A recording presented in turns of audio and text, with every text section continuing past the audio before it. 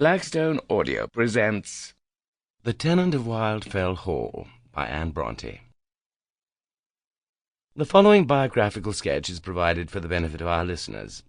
Anne Brontë was born at Thornton, Yorkshire, on January the 17th, 1820. She was the sixth and youngest child of the Reverend Patrick Brontë, an Irishman by birth, and Maria Branwell Brontë, who was from a prosperous Cornish family.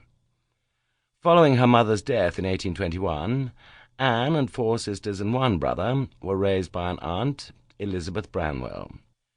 The two eldest daughters, Maria and Elizabeth, died in 1825 from tuberculosis contracted at the religious boarding school to which they had been sent.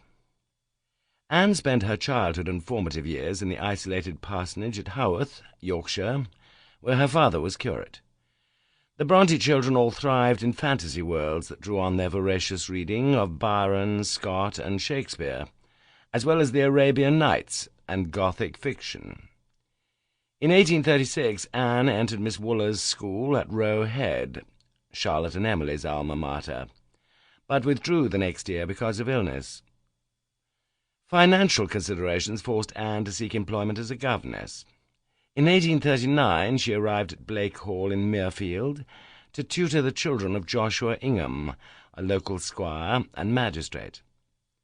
From 1841 to 1845 she was governess at Thorpe Green, the home of the Reverend Edmund Robinson, located 12 miles from York.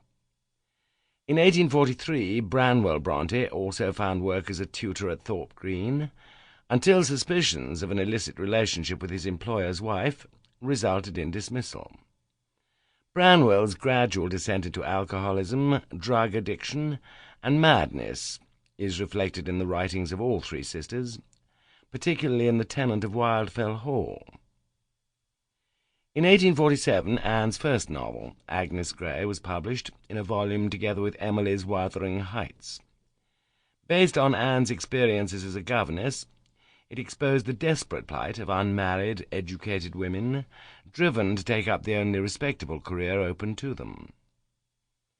Anne continued writing. Her second novel, The Tenant of Wildfell Hall, came out in 1848. The bold story of a strong-minded woman's struggle for independence, the book unmasked the dark brutality of Victorian chauvinism, but was nevertheless attacked by some critics as a celebration of the very excesses it criticised. Charlotte Brontë was especially disturbed by it. The choice of subject was an entire mistake. Nothing less congruous with the writer's nature could be conceived. Sample complete. Ready to continue?